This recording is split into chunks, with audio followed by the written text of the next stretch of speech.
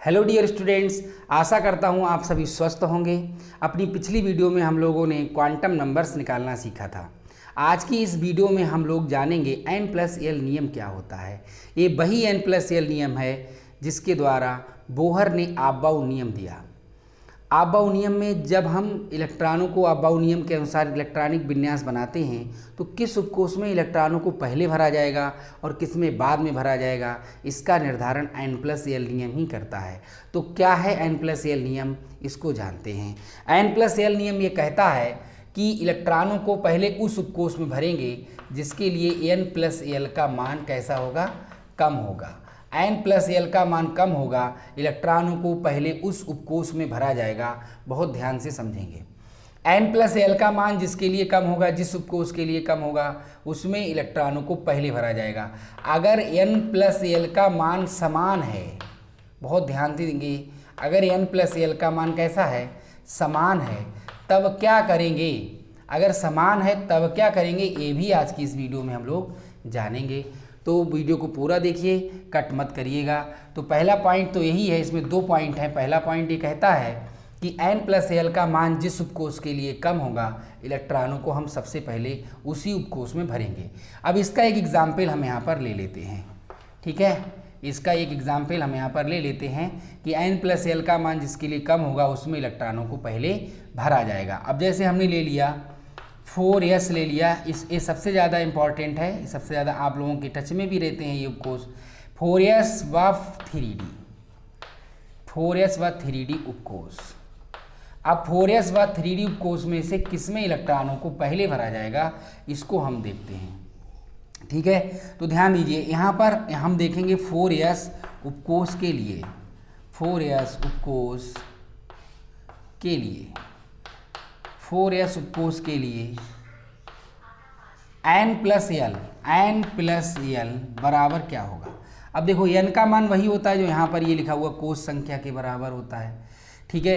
यहाँ पर क्या है, यहाँ पर आप देखिए आवर्त संख्या यहाँ पर कितनी है, कोष संख्या 4 है, ठीक है। तो यहाँ पर आप 4 लिख दीजिए, प्लस l का मान s उपकोष पर डिपेंड करेगा जिसके लिए आप लोगों को एक टेबल बनवाई गई थी, ठीक है। उस टेबल में आप लोगों को बताया गया था, ध्यान देंगे 0 1 2 3। यहाँ पर क्या है, s p d और f, ये क्या है, l के मान है, ये l के मान है और ये क्या है, उपकोष है, ठीक है। तो s उपकोष के लिए l का मान 0 होता है, p उपकोष के लिए 1 होता है, d उपकोष के लिए 2 और f उपकोष के लिए 3 होता है। तो आप देखिए यहाँ पर 4 नंबर n का मान कितना है, 4 है, और s उपकोष के लिए l का मान कितना होगा, s उपकोष के लिए s उपकोष ये है, l का मान 0 होगा, ठीक है। तो यहाँ पर n+l की वैल्यू कितनी आ गई, 4 आ गई। इसी प्रकार से आप अगर 3d में देखें, 3d उपकोष के लिए, 3d उपकोष के लिए, 3d उपकोष के लिए n+l का क्या मान आएगा। 3d उपकोष के लिए n+l कितना आएगा, 3d के लिए n का मान कितना है, 3 है, ठीक है। 3d के लिए n का मान 3 है और d के लिए क्या आएगा, l का मान, t के लिए l का मान 2 आएगा। तो n का मान 3, l का मान 2, तो कितना आ गया, 5 आ गया। अब आप यहाँ पर क्या देख रहे हैं कि n+l का मान किसके लिए कम है, 4s के लिए कम है, इसलिए 4s में इलेक्ट्रॉनों को 3d से पहले भरा जाएगा। तो चूंकि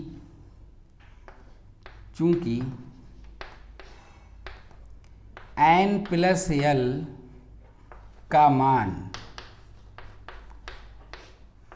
4s के लिए कम है, अतः 4s में इलेक्ट्रॉनों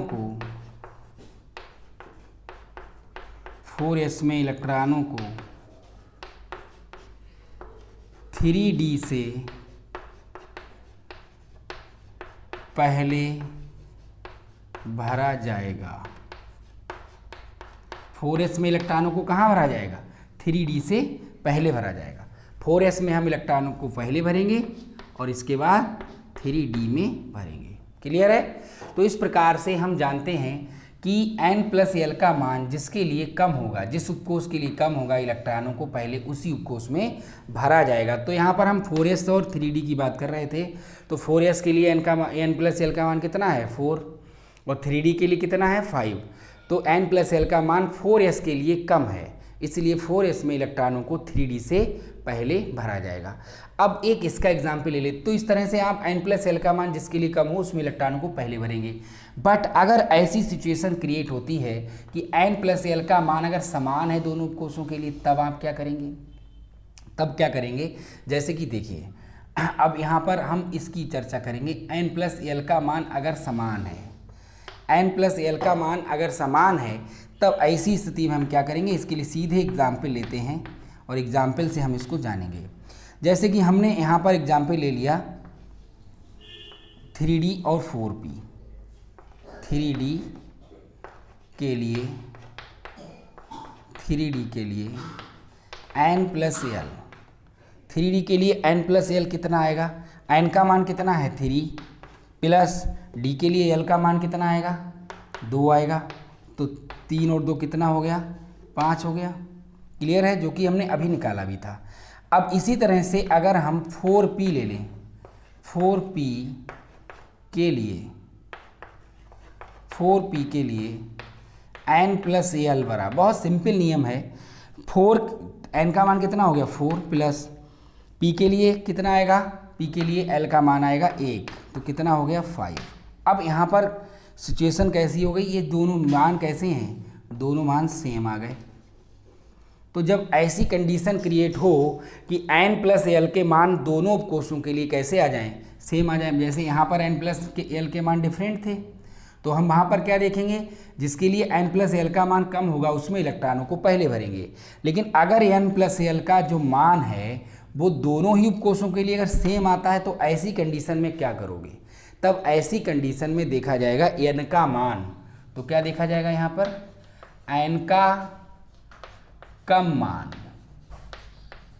n का कम मान जिसके लिए होगा उसमें हम इलेक्ट्रॉनों को पहले भरेंगे। n+l का मान अगर समान है तो n का कम मान जिसमें होगा उसमें हम इलेक्ट्रॉनों को पहले भरेंगे। तो चूंकि यहाँ पर अब हम क्या देखें? अब इनसे तो हमें n+l का मान तो हमें देखना ही नहीं है क्योंकि सेम आ गया। अब हमें n का मान देखना है। अब देखो 3d के लिए n का मान कितना है 3 है और 4p के लिए कितना है 4 है। क्लियर है? इसके लिए 3 और इसके लिए 4। अब आप देखिए, तब हम यहाँ पर देखेंगे अगर n+l का मान सेम आ जाता है तो हम n का मान देखेंगे। n का मान क्या है? 3d के लिए 3 है और 4p के लिए 4 है। तब हम इलेक्ट्रॉनों को 3d में भरेंगे, ना कि 4p में पहले। तो 3d में पहले भरा जाएगा, 4p में उसके बाद में भरा जाएगा, क्योंकि यहाँ पर n का मान किसके लिए कम है? 3d के लिए कम है। 3d के लिए 3 है और 4p के लिए 4 है। तो यहाँ पर चूंकि क्या लिखा जाएगा? चूंकि n का मान चूंकि n+l का मान समान है, अतः n का मान देखा जाएगा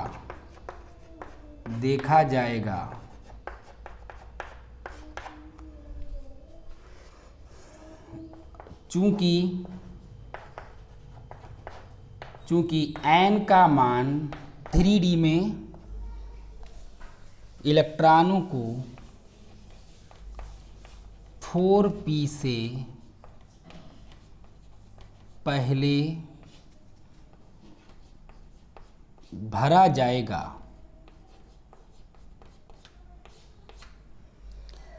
तो इस प्रकार से हमने देखा कि 3d और 4p दोनों के लिए n+l के मान समान थे। तो ऐसी स्थिति में हमने n का मान देखा और n का मान 3d के लिए कम है, 4p के लिए ज़्यादा, इसलिए इलेक्ट्रॉनों को 3d में 4p से पहले भरेंगे। तो आज की इस वीडियो में हमने जाना कि n+l नियम के आधार पर हम किस उपकोष में इलेक्ट्रॉन को पहले भरेंगे और किस में बाद में भरेंगे। अगली वीडियो में हम लोग हुंड और पाउली के अपवर्जन नियम की बात करेंगे, हुंड का नियम और पाउली का अपवर्जन नियम। आप लोगों को होमवर्क में मैं कुछ उपसमूह दे रहा हूँ N+L नियम के अकॉर्डिंग, आप लोग उनका क्रम कमेंट बॉक्स में मुझे कमेंट करिएगा, ठीक है। मैं यहाँ पर लिख रहा हूँ, इनको आप लोग नोट कर लीजिए।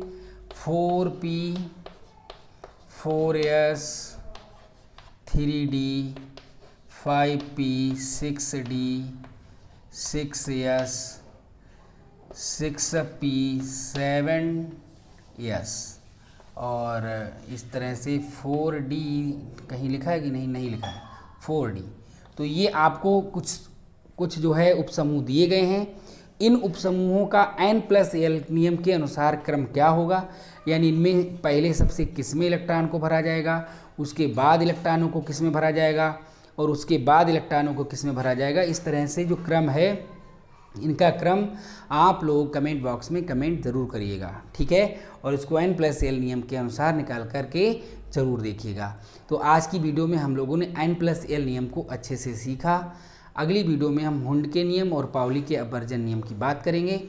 आप लोग जुड़े रहिए हमारे साथ, लगातार इसी तरह से आपको लेक्चर प्रोवाइड कराए जाते रहेंगे हमारे इस प्लेटफॉर्म पर, ठीक है। और ज़्यादा से ज़्यादा वीडियो को शेयर कर दीजिए, जिससे कि ज़्यादा से ज़्यादा स्टूडेंट्स तक हमारी ये नॉलेज और हमारा ये पढ़ाया हुआ, हमारी ये टीचिंग पहुंच पाए, ठीक है। मिलते हैं अपनी अगली वीडियो में नए लेक्चर के साथ, नई वीडियो के साथ, नए टॉपिक के साथ। आज के लिए इतना ही, दैट्स ऑल।